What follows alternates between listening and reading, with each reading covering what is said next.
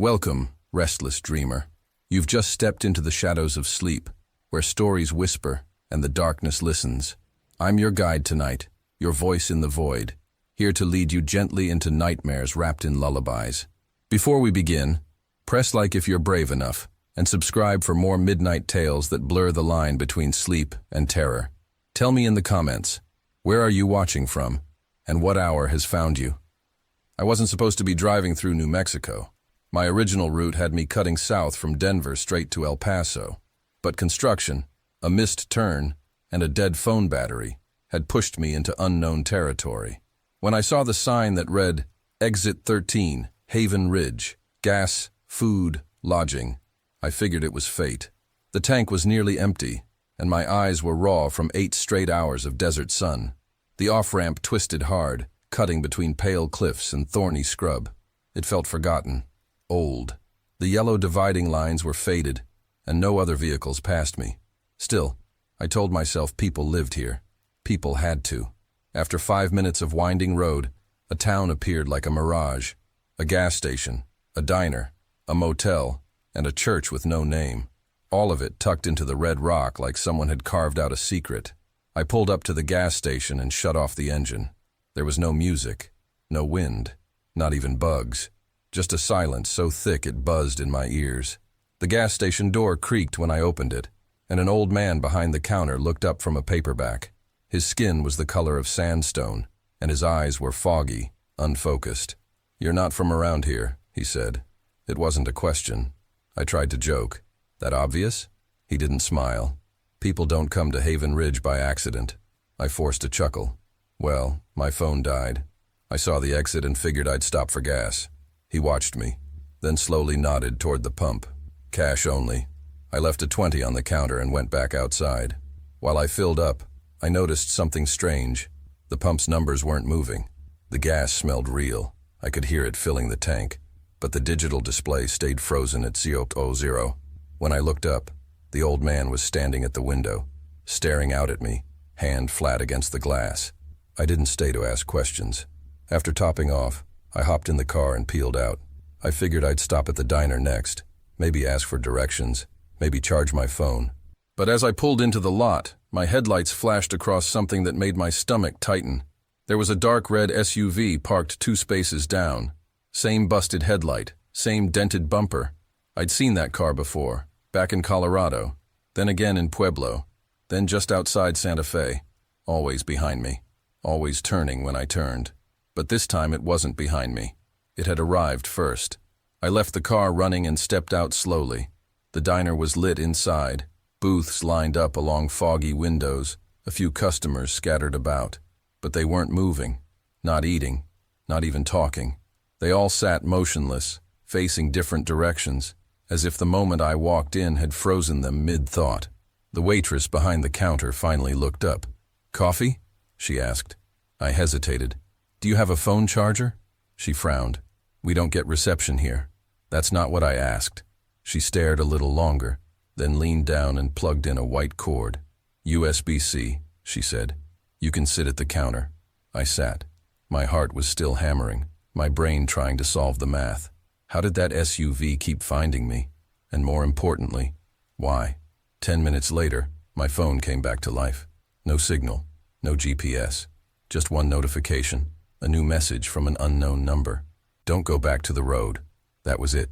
I looked up from the screen, and the waitress was still watching me. "Everything okay?" "I think someone's following me." She tilted her head. "They usually are." I didn't ask what she meant. I just stood up, yanked my phone from the charger, and stepped back outside. The SUV was gone. I floored it out of Haven Ridge, tires spitting gravel as I tore back toward the highway. But when I reached the end of the road, I hit a wall, not a real one, but the kind of emptiness that shouldn't be there. Exit 13 was gone. Where there had been an off-ramp, now there was nothing but desert, flat and untouched. Not a sign, not a curb, not a crack in the road. I slammed the brakes. Got out, walked in circles, checked the GPS. No Exit 13, no Haven Ridge, just black highway and stars. I laughed out loud. I couldn't help it. A short, mad bark of disbelief. Then I saw the SUV again, this time parked behind my car, Silent and still, the lights off. I ran. Not toward my car, not toward the road. I ran into the desert. Rocks cut my palms. My breath tore in and out of my lungs like knives. I didn't look back.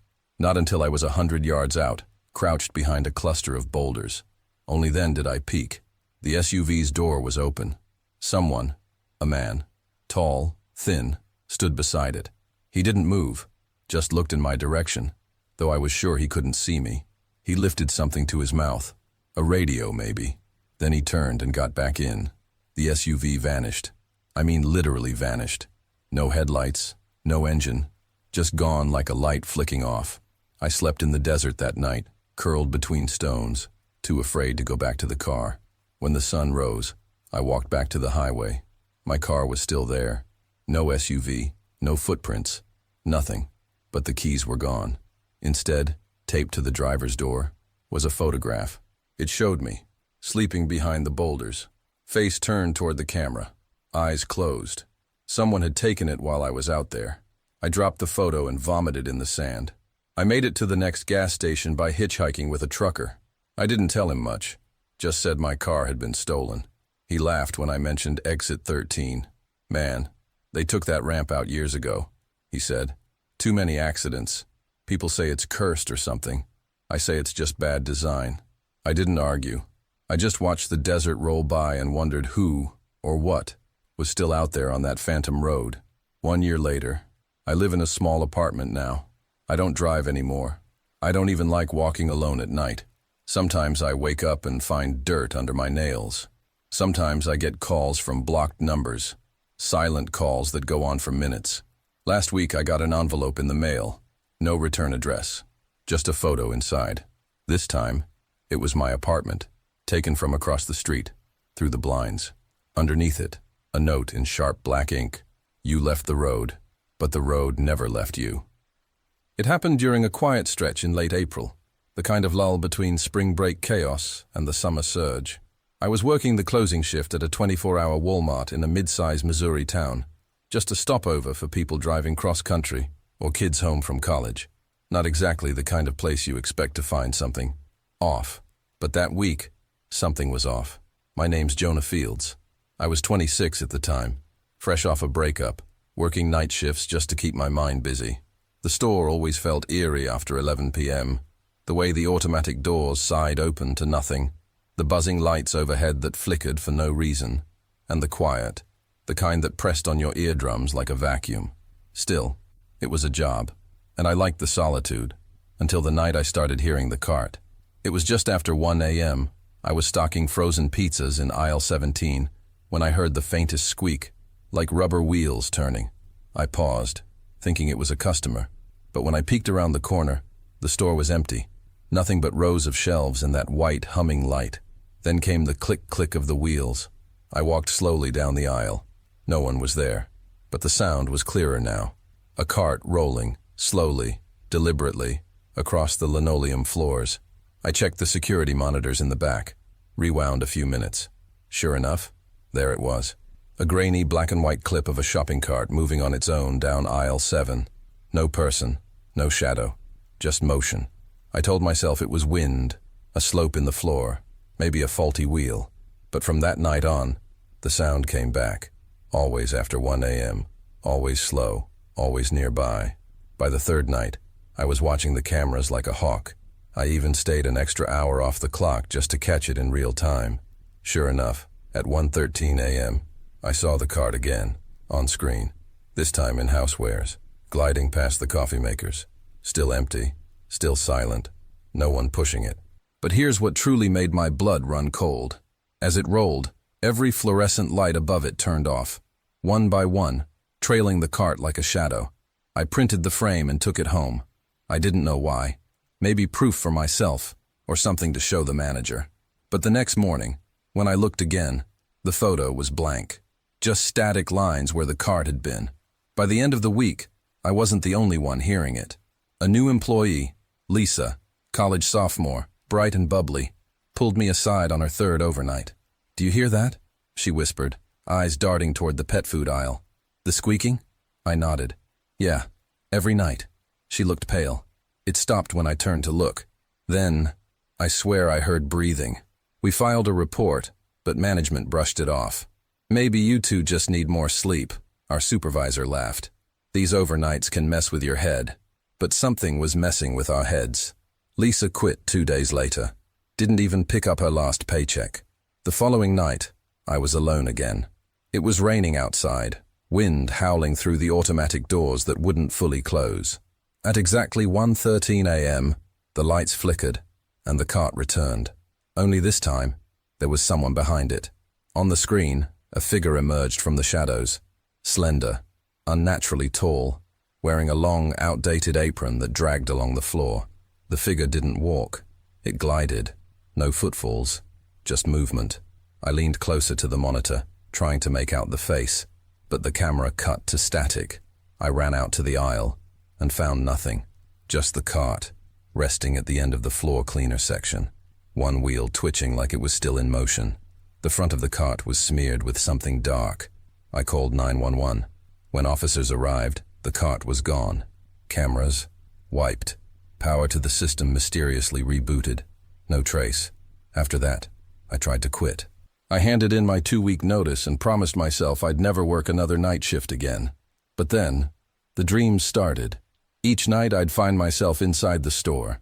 Empty aisles, fluorescent lights humming, the same slow squeak echoing in the distance. In every dream, the figure behind the cart got closer, and its face became clearer. It wasn't a stranger. It was me.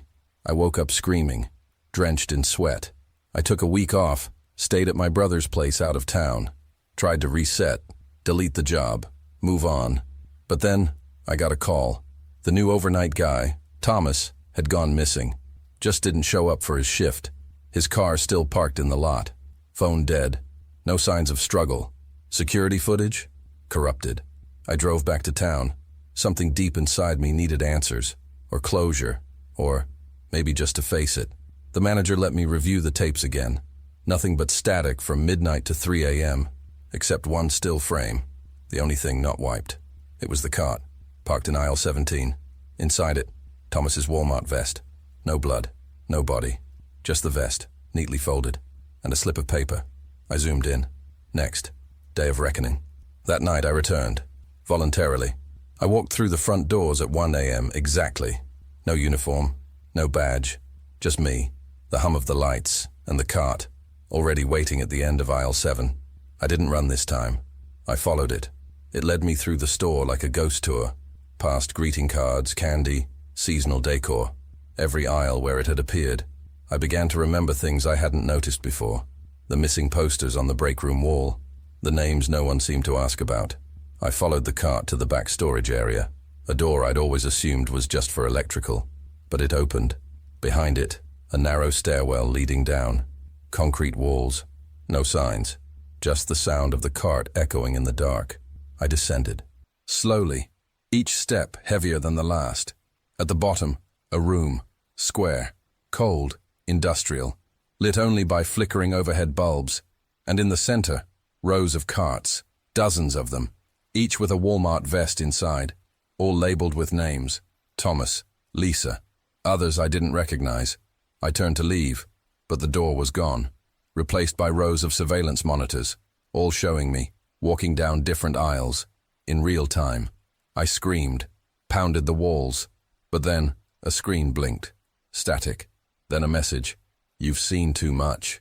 And the last thing I heard was the squeak of the cart, right behind me. We left Spokane just after sunset. Kira had begged me to visit our mom in Santa Rosa, and after juggling both of our college schedules, spring break was the only time it made sense. We'd done this route before. Long, open highways, truck stops with bad coffee, stretches of forest so thick the sky disappeared. By the time we hit southern Oregon, the temperature had dropped and the roads were nearly empty. Kira, always the night owl, offered to take the wheel while I stretched out in the passenger seat with a blanket wrapped around me and a podcast playing softly through one AirPod. Around 1 a.m., I felt the car slow down. I sat up groggily. "What's going on?" Kira's hands were tight on the wheel. "There's been a cop behind us for the past few miles. He just turned on his lights." I turned to look. Red and blue flashes, low mounted on the dashboard. The car was black, newer model, but I didn't see a light bar, markings, or any insignia. Is that even a real cop car? I asked, unease curling in my stomach. Kira frowned. We weren't speeding. There's literally no one else on this road. Still, she pulled onto the shoulder near mile marker 227, gravel crunching under the tires. The only light came from our tail lights and the glow of the other car behind us. Dense pine trees surrounded both sides of the highway. The man who stepped out of the vehicle was tall and broad-shouldered, wearing what looked like dark tactical gear. No reflective lettering, no badge. He didn't approach with a flashlight, just walked slowly toward Kira's window, hands not visible. This doesn't feel right, I whispered, reaching for my phone. No signal. Kira cracked her window only 2 inches. Evening, officer, she said cautiously. The man's voice was muffled by the window, but we both heard his first sentence clearly. You girls need to step out of the vehicle.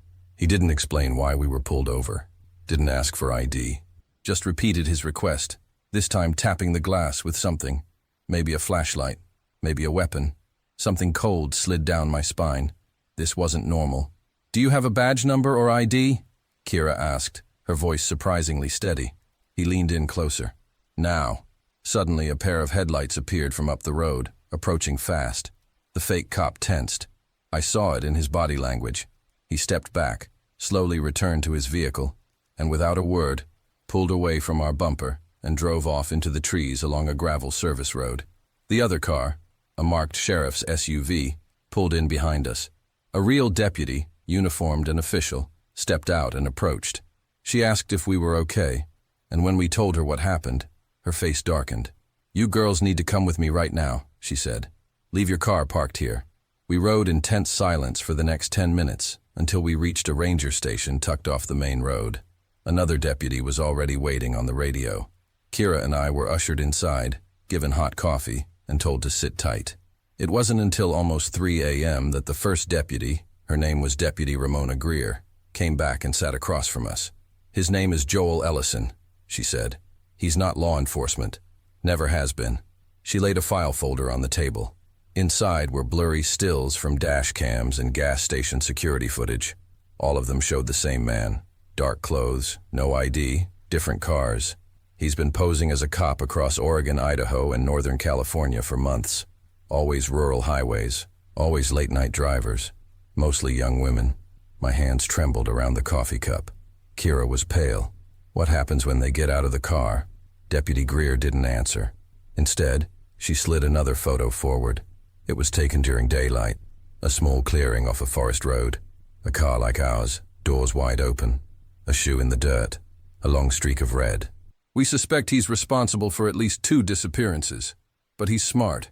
He never uses the same vehicle twice. He's good at vanishing. We gave statements, descriptions, everything we could remember. The shape of his jaw, the way he tapped the window, the phrase he used. You girls need to step out of the vehicle. You did the right thing, Greer said, cracking the window only a little, staying inside, asking for ID. That hesitation saved you. Before we left, she gave us each a card. On the back was a handwritten number. My personal line. If you see anything, if anyone follows you, even if it feels small, you call me. We were escorted back to our car by another cruiser. It was just past dawn. The trees looked less threatening in daylight, but I still couldn't stop glancing over my shoulder. 2 weeks later, back in Spokane, life moved on. Kira and I tried to forget what happened, but it lingered in everything. How we drove, how we scanned every mirror, how we flinched at sirens. Then one night, Kira called me in a panic. He was in the parking lot, she whispered over the phone. Outside my apartment. Same guy. I'm sure of it. I raced over. Her roommate had already called the police, but when they arrived, the car was gone.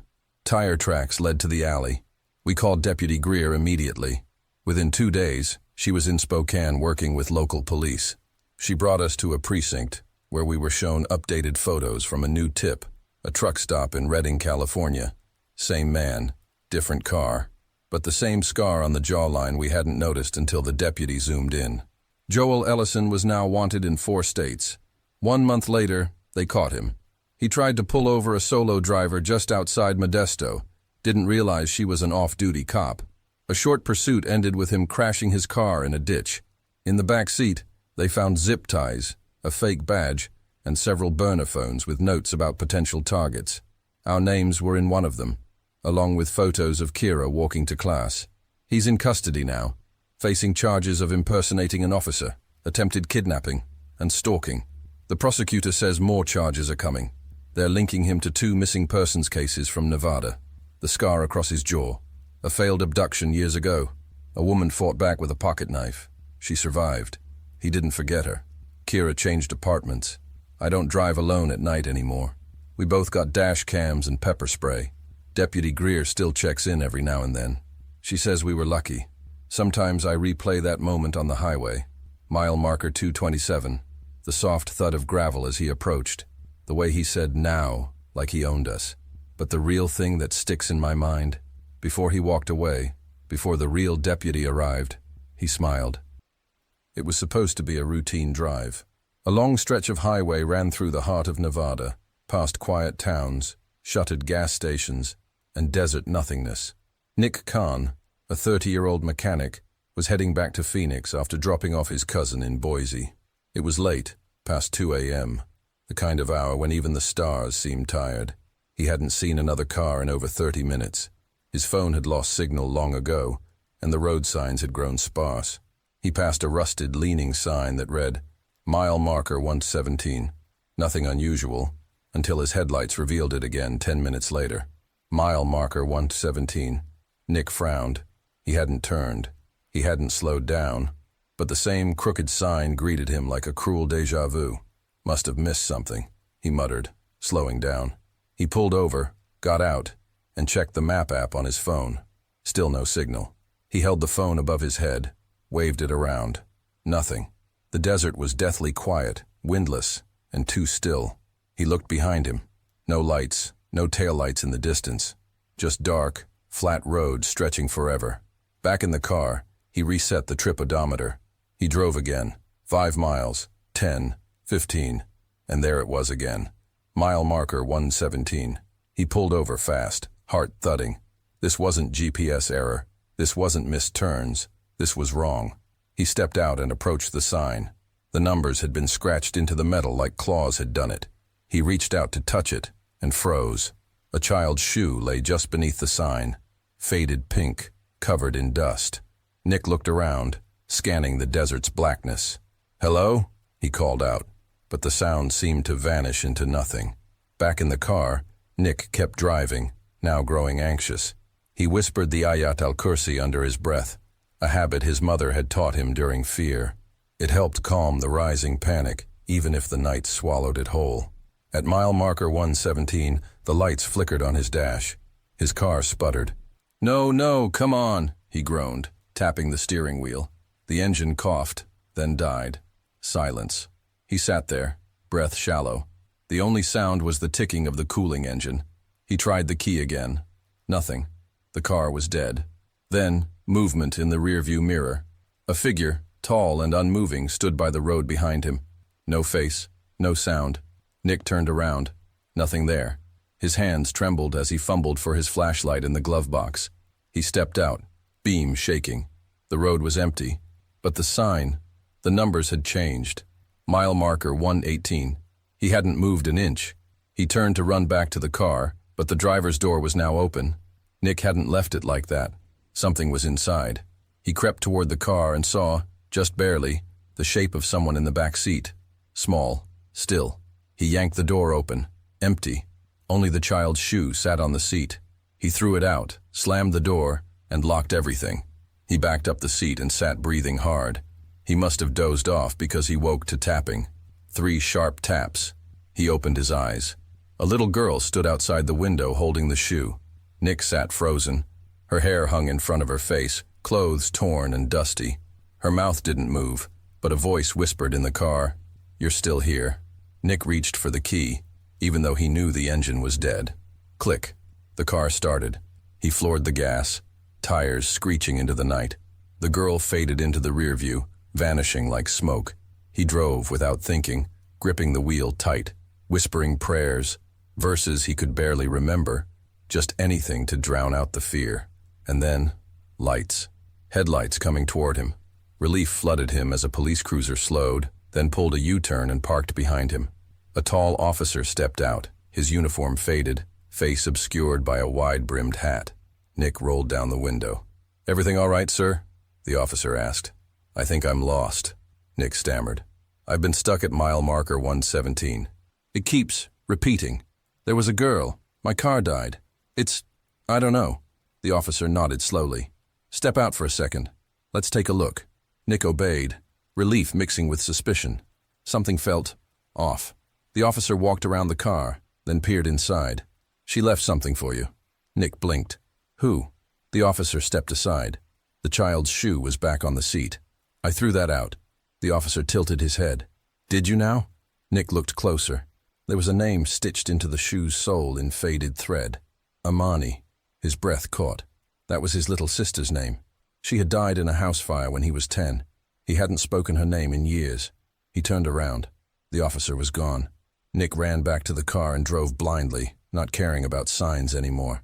He ignored the mile markers. Just drove. Sand kicked up in his rear view. His hands were sweating. Suddenly, a building. A lone diner with flickering neon lights sat at the edge of the desert like a mirage. He pulled in fast, tires crunching gravel. Inside, it looked frozen in the 1950s. A single waitress stood behind the counter, polishing a mug. She looked up, her eyes tired. "You found the loop," she said. He stared.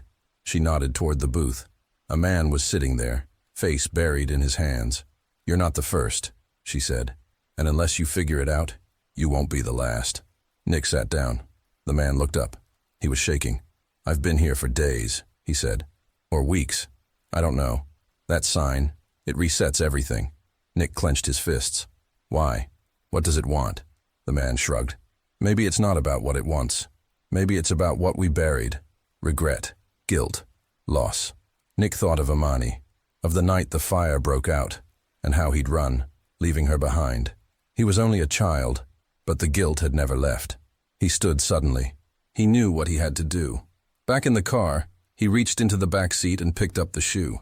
He held it tight, closed his eyes and whispered, "I'm sorry, Amani. I should have saved you." The wind picked up. A low hum filled the air, like a distant engine turning over. He stepped out, walked to the sign, and laid the shoe beneath it. "I'm not running anymore." The silence broke like glass.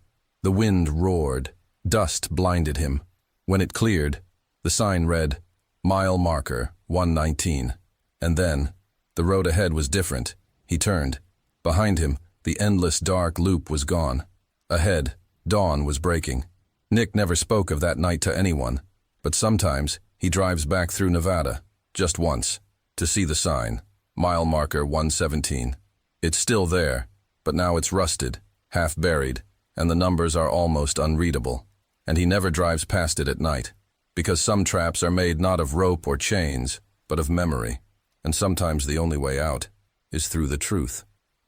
1:17 a.m., Fairview Rest Stop Cafe, Highway 89. The fluorescent lights buzzed overhead, flickering like tired eyes on the verge of sleep. Jenna wiped down the last table and glanced at the clock above the register. She had 43 minutes until her least favorite regular appeared, like clockwork. The Watcher. That's what she and Doug, the morning shift guy, called him. He was quiet, didn't cause trouble, always ordered the same thing. Black coffee, no sugar, no cream.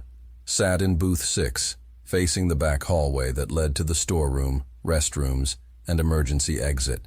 She had worked here 3 months, saving for nursing school, and the man had shown up every night at 2 a.m. sharp. He didn't speak, didn't smile. He just watched. Jenna wasn't the paranoid type, but his stare wasn't passive. It was intentional, like he expected something to happen, like he was guarding against it. Doug shrugged it off every time she brought it up. Guy probably has PTSD or something, or maybe he's just weird. You see enough weird on this highway. Maybe, but she felt it. Something deeper. He wasn't watching people. He was watching the exit. 1:56 a.m. Jenna refilled the coffee pot. The diner was empty. She glanced out the foggy windows. The parking lot stretched into a sea of shadows under a single flickering light. She turned as the door chimed. Her stomach sank. The Watcher had arrived. Tall, wiry, gray hoodie zipped up to the neck. A ball cap shadowed his eyes. He didn't look at her, just walked straight to booth 6, sat down, and stared toward the back again. Without a word, she poured a cup of coffee and set it on his table. Still, nothing from him, not even a nod. But then, a scrap of paper, tucked under the napkin holder, half exposed. She waited until she was back behind the counter, pretending to clean, then casually walked by and swiped the note. It was written in rushed, shaky handwriting. "Don't go into the back room alone." Her pulse quickened. She looked at him. No change in his expression, just watching. 2:04 a.m. Something was off. The watcher hadn't touched his coffee. His fingers drummed the table in a rhythm, as if waiting for something, or someone. Jenna felt the diner tighten around her. She moved behind the counter again, heart tapping a frantic beat. Then came the headlights. A dusty silver SUV rolled into the lot. Tinted windows, no license plates. It stopped. She gripped the edge of the counter. The driver stepped out, tall, lean, black hoodie, gloves on both hands. He walked in, not to a booth. He sat directly at the counter, across from her. "Coffee," he said. His voice was flat, calculated. Jenna poured it, trying to keep her hand from shaking. "You work alone?" he asked.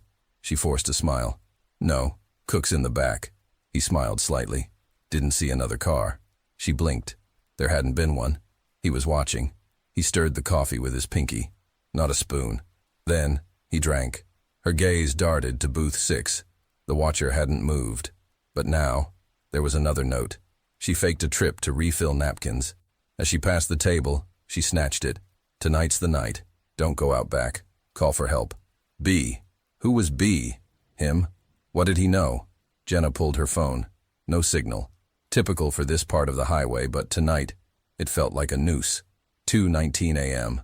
The man at the counter stood. "I'm going to use the restroom." She nodded. She couldn't say no, but she watched him go, disappearing into the back hallway. That hallway led to the restrooms. Yes, but also to the kitchen, storeroom, and rear exit.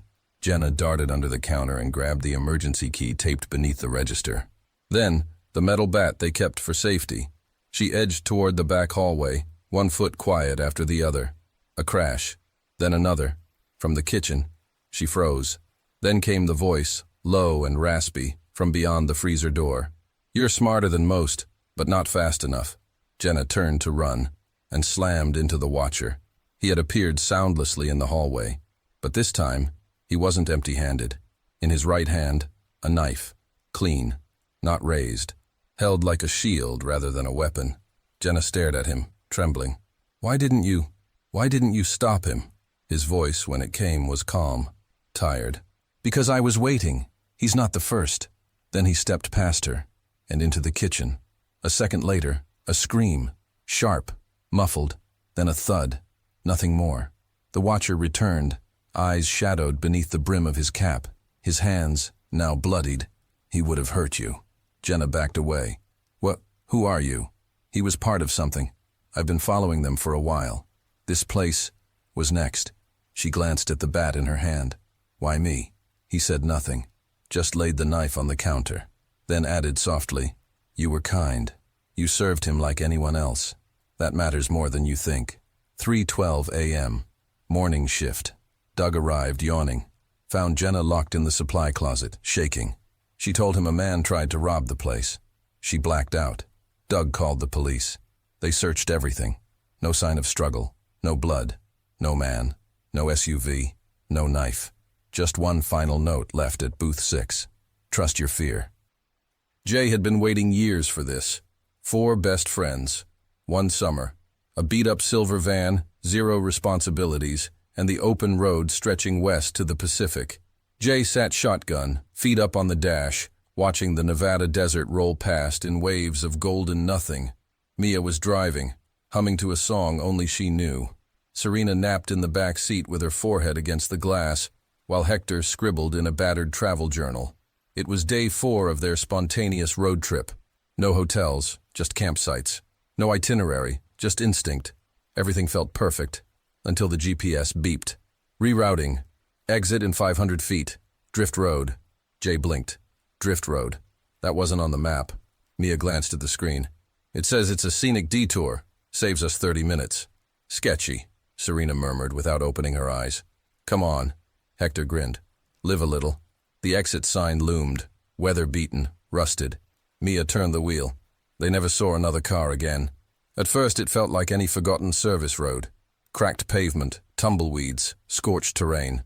But then the scenery began to change. Not trees or rock formations, but buildings. Enormous gray warehouse structures lined the road, identical and unmarked. Some had broken windows. Others had doors ajar, swinging slightly in the breeze. But none showed signs of life. Factories? Jay asked. In the middle of the desert? Mia replied. No one could say.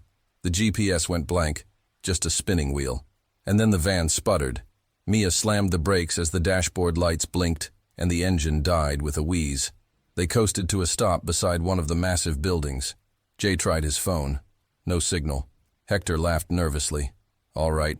Who cursed us? They climbed out into dead silence.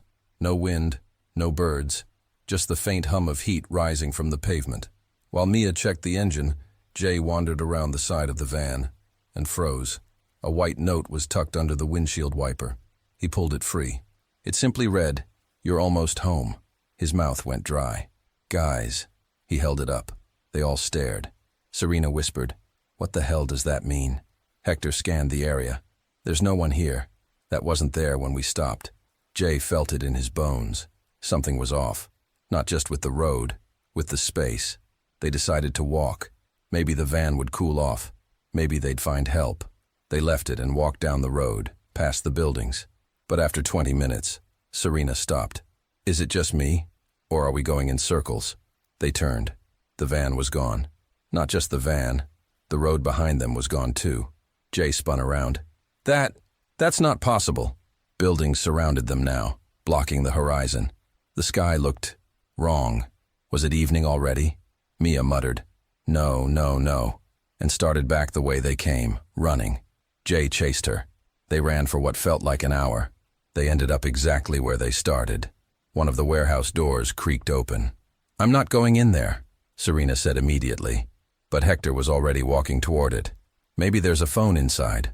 Jay hesitated, then followed. Inside, the building was massive. Too massive. Echoes bounced in directions that made no sense. The floor was black concrete. The walls stretched into darkness. Jay turned to say something, but Hector wasn't behind him anymore. "Hector?" His voice vanished into the void. "MIA?" "Serena?" No answer. Then, a whisper. "Jay." It wasn't theirs. It came from above and behind, and inside his skull all at once. He turned and ran. He burst out of the building, into daylight again. The sun had moved positions. He found Serena sitting in the middle of the road, dazed. "They're gone," she said. "Just gone." He tried to comfort her, but her eyes looked vacant. She whispered, "I remember this place." Jay blinked. "No, you don't. None of us have been here." "I remember the warehouses," she said.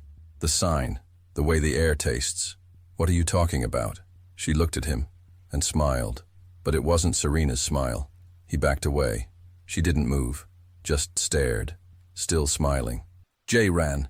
He passed buildings, shadows, glimpses of his friends out of the corners of his eyes, but when he turned, they were gone. Time became meaningless. The sun froze.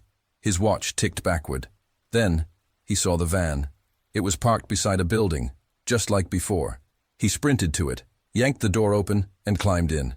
Inside, a single photo lay on the dash. It was from this morning, before the detour. Jay, Mia, Serena, and Hector, all smiling by the van. Only now, in the photo, Jay was missing. He looked up. The rearview mirror showed nothing behind him. Not the warehouses, not the road, only black. Jay doesn't remember how long he's been here.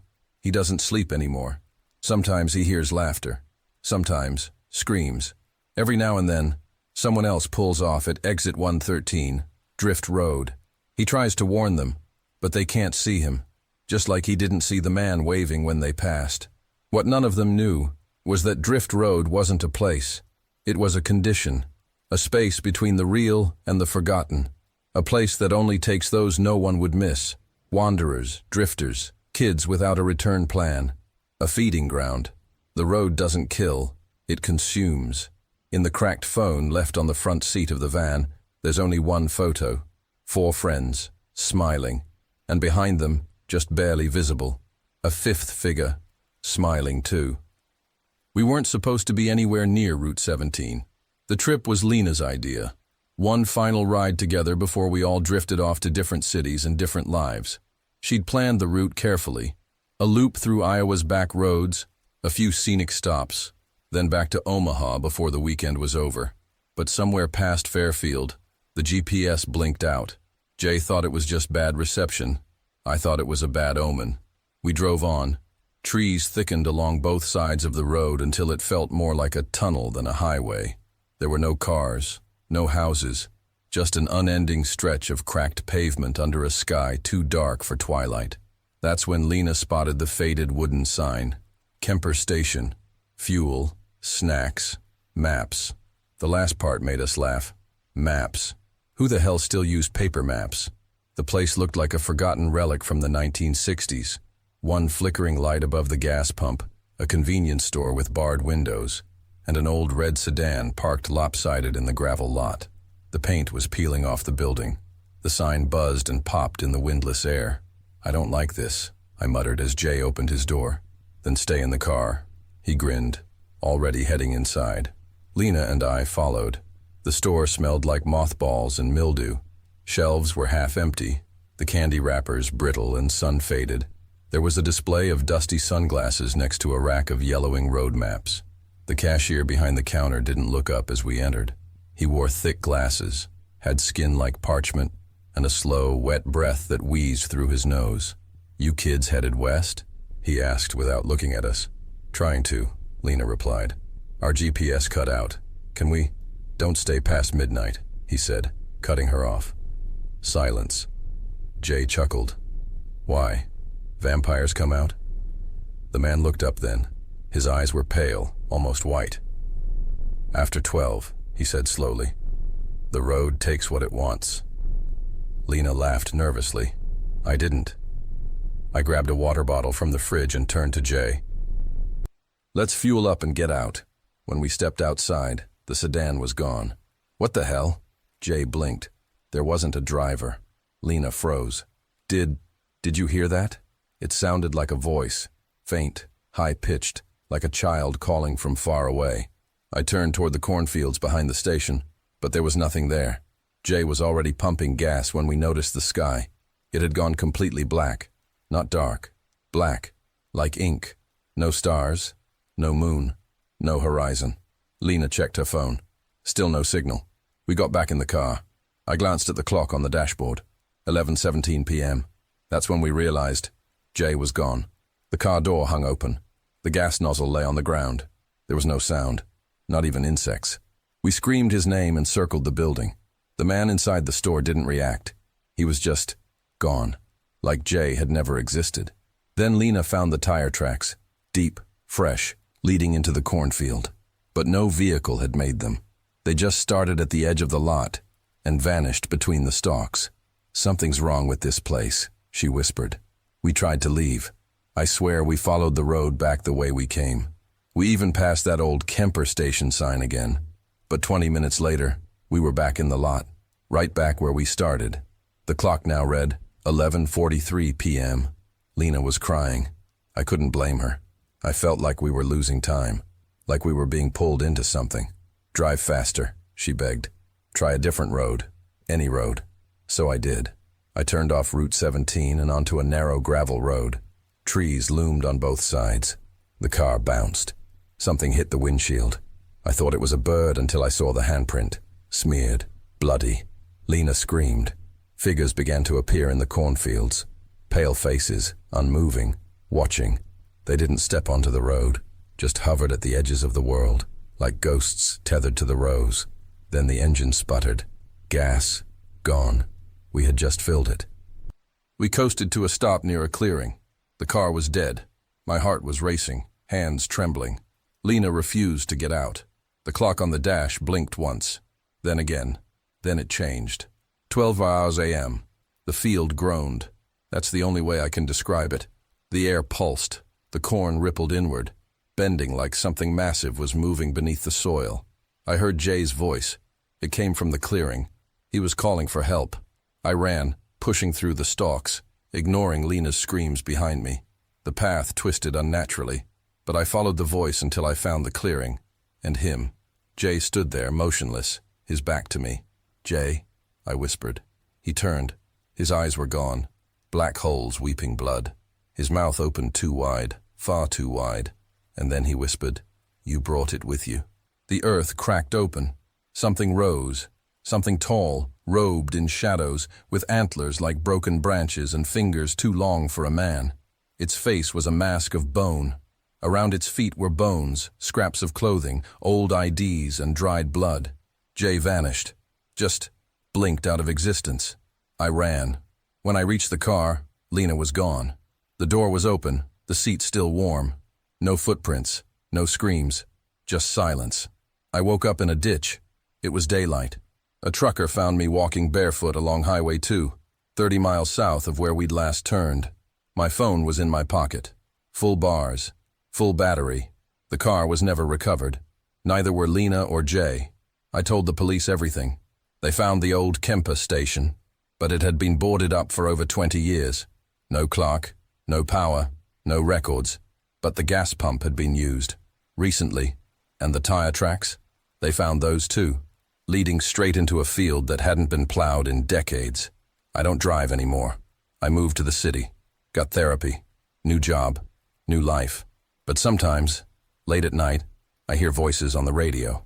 Jay, Lena, calling from a place I can't reach, a place that still waits, because the road always takes what it wants.